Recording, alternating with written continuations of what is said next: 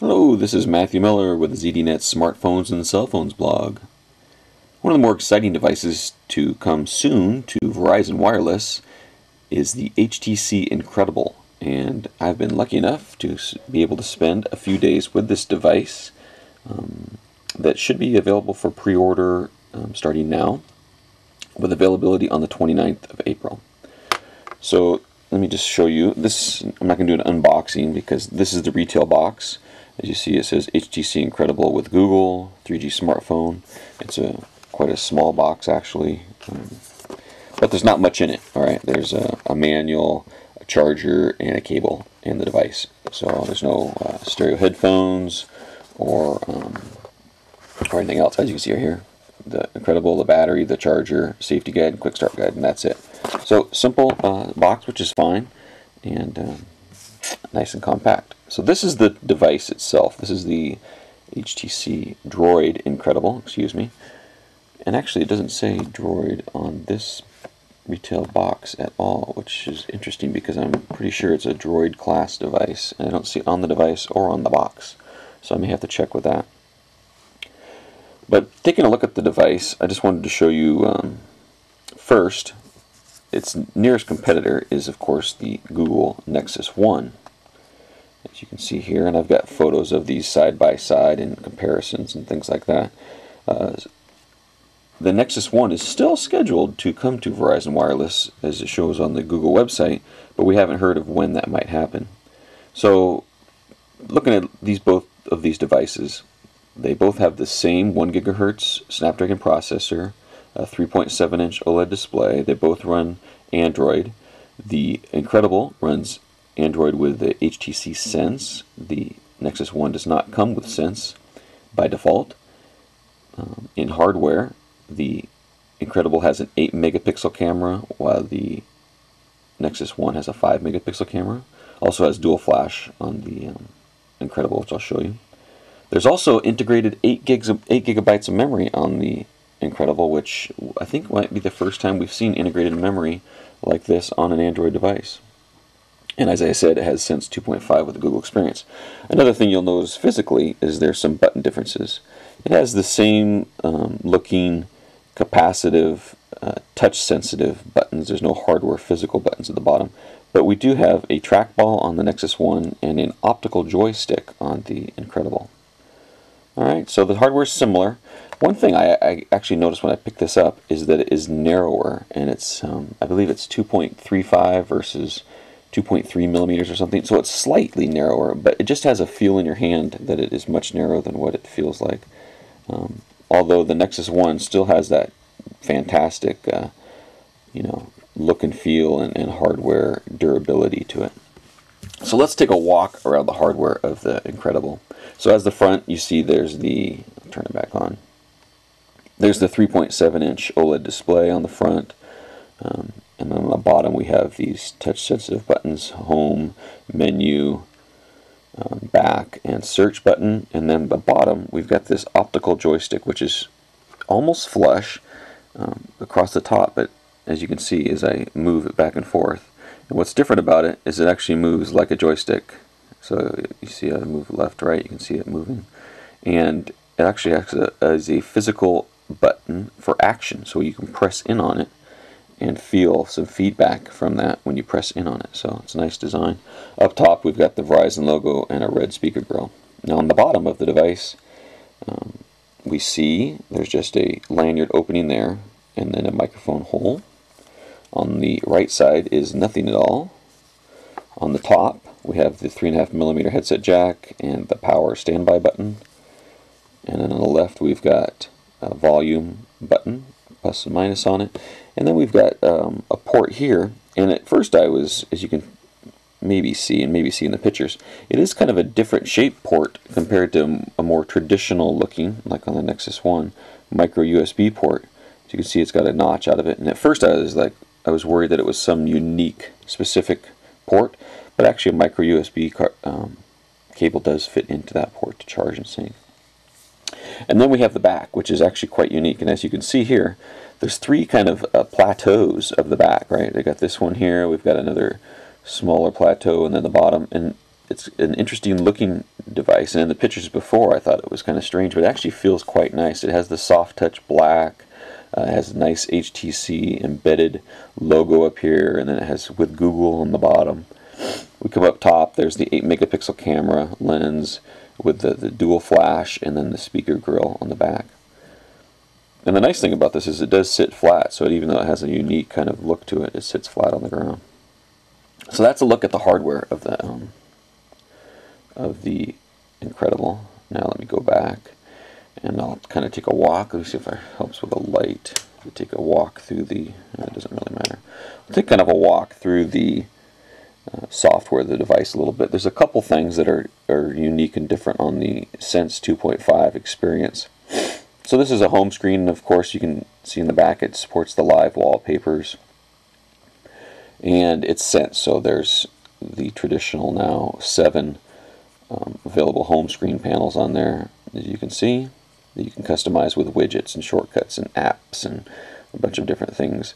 Now one thing that's unique is if I was to pinch down, or if I push home again once I'm on the home, you can see it's kind of an expose looking thumbnail view. And what this is my 7 panels exploded, so now I can quickly jump right to one of the panels, right? Or jump back home, push home again, boom. So it's a quick way to switch between your 7 panels. Now one thing I made a comment in my review, it would be nice, is if it was like this, and then if I slid right and left, I could actually view the different scenes.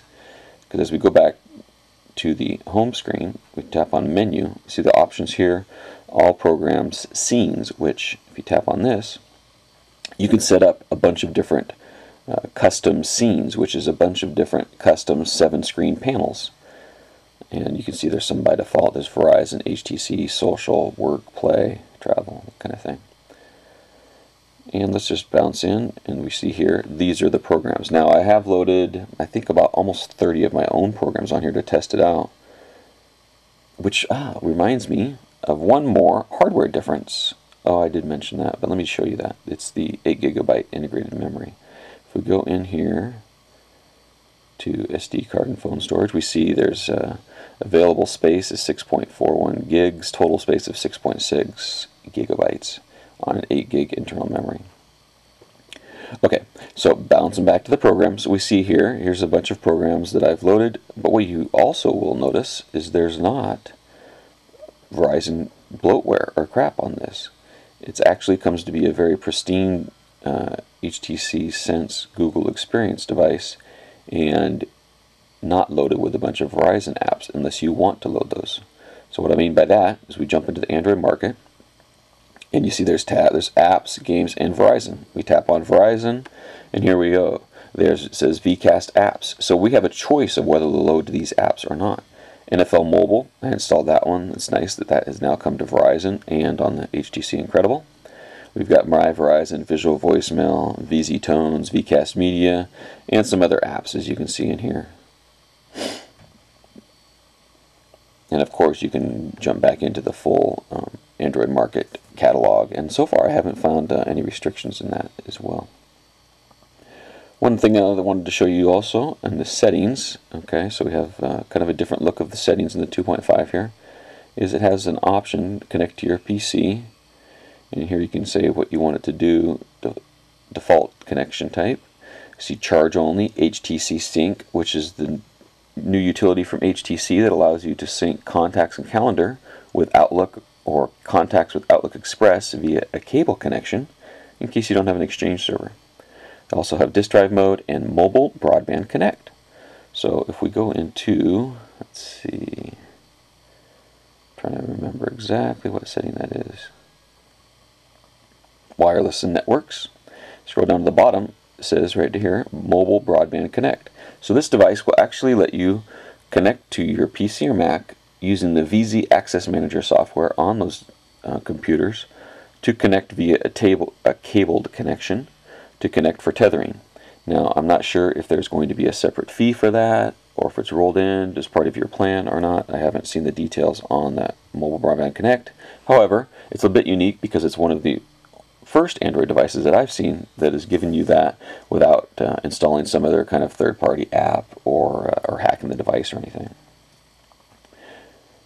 So I'll just bounce through some of the things here on the device, and as you can see, it is actually quite responsive. I guess I'll show you the NFL Mobile here.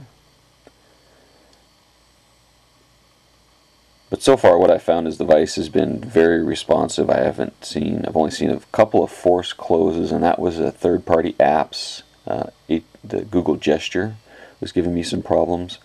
One thing you'll see, if I angle this a little bit, is it does collect quite a few fingerprints. NFL Mobile is taking quite a while to load, and I wonder, in my house I don't actually have a great Verizon connection. I have to accept again. So the draft is coming up, I believe, today actually, and you can follow this on the next week. Sorry, you can follow this on the device itself, and that's what at first you'll see on NFL Mobile. It's focused on the draft, but I guess when this is available, the draft will be over. And then if you go to menu, you can see teams, and of course my favorite team, Seattle Seahawks. You tap on that, and you can see some information related to that. So let's bounce back out. Yeah, I have a 1x connection right now. I probably should have turned Wi-Fi on. Well, let me just see some of their apps. There's no, like I said, specific Verizon apps. There's one here called Car Panel, which is nice. So it leads me to think that there may be a car dock for this eventually as well. We've got footprints, navigation, which is Google Maps navigation, Google Maps for the viewing the map, voice search, and make a call. This is the panel that pops up when you dock your device. We have a desk clock, a clock. City ID is something that I haven't seen included before. Actually, what you can see is it is a subscription-based service. So that was one thing that was loaded on there, I guess. Oh yes, FriendStream. FriendStream's something else that's new with the Leap, which was that one view that showed you all the thumbnails. That's called the Leap, and this is FriendStream, right? So it gives you a stream of your friends' Twitter, Flickr, and Facebook information, and it will denote what that service, what that particular service is by the icon. You'll see there's either a T or a little F. Actually, I tapped on Twitch on that specific one. So over here you'll see there's a little T there, T there, T. It'll either have a T or an F to denote what service is coming on. If I tap on the next icon, it's just the status updates without photos. I tap the next one, it's all the photo updates from those services that people have. And then there's a links button too that links the different accounts and new contacts. Google Maps Navigation Beta 2, of course, which is fantastic. Peep is the HTC Twitter app. Quick Office for viewing documents, searching people. It does have a nice Exchange client that's built into it with the Sense UI, which I like. And that's kind of it. You know, the Incredible is a very nice Google Android device. The hardware is a bit unique with the design there. It has an 8 megapixel camera with video capability as well, and then it's a pretty clean Google experience with Sense as well, HTC phone. So that's a look, and if you have any questions about the device, I have it for a few more days, so you can post them in the blog post and I'll try to get to them. Thanks for watching.